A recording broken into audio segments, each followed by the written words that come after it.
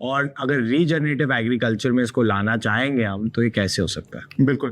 دیکھیں کوآپریٹو کا جو ماڈل ہے نا, ہمیں بچپن میں صرف یہ فیبلز پڑھائی جاتی تھیں کہ جو کہ سچ ہیں کہ دیکھیں اگر آپ ایک لکڑی کا پیس لے لیں اور اس کو 2 ہاتھوں سے توڑنے کی کوشش کریں تو وہ ٹوٹ سکتا ہے, لیکن اگر آپ 6, 7, 8, 10 لکڑی کے پیسز لے لیں ان کو باندھ دیں تو وہ کوئی بندہ نہیں توڑ سکتا, رائٹ.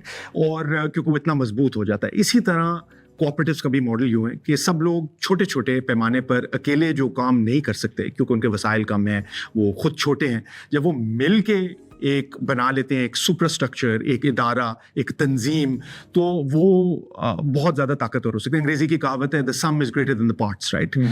تو جب وہ مل کے ایک چیز بنتی ہے وہ زیادہ طاقتور ہوتی ہے, اور وہ مل کے جو کام کر سکتے ہیں وہ اکیلے میں نہیں کر سکتے.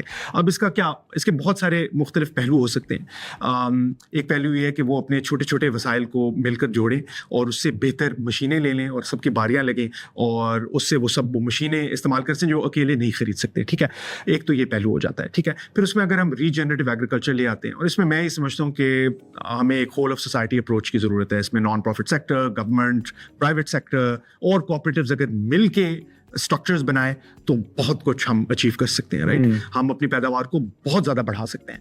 اور اس سے ہوگا یہ کہ ریجنریٹو کچھ ٹیکنیکس اور ٹولز ہیں, اور ان پہ ہم آئیں گے کیونکہ آپ نے اپنے پہلے سوال میں شوگر کین اور رائس کے بارے میں پوچھا تھا کہ کیسے ان کو ہم بہتر بنا سکتے ہیں. اور یہ پانی اتنا زیادہ چوستے ہیں, نیوٹرینٹس چوستے ہیں, ان کی پیداوار ہم کیسے بڑھا سکتے ہیں, ہم ریسورسز وسائل کو کیسے کم کرتے ہوئے یہ کام کر سکتے ہیں. تو یہ بالکل پاسبل ہے, اور ہمارے پاس دنیا میں ایسی بہت ساری مثالیں موجود ہیں.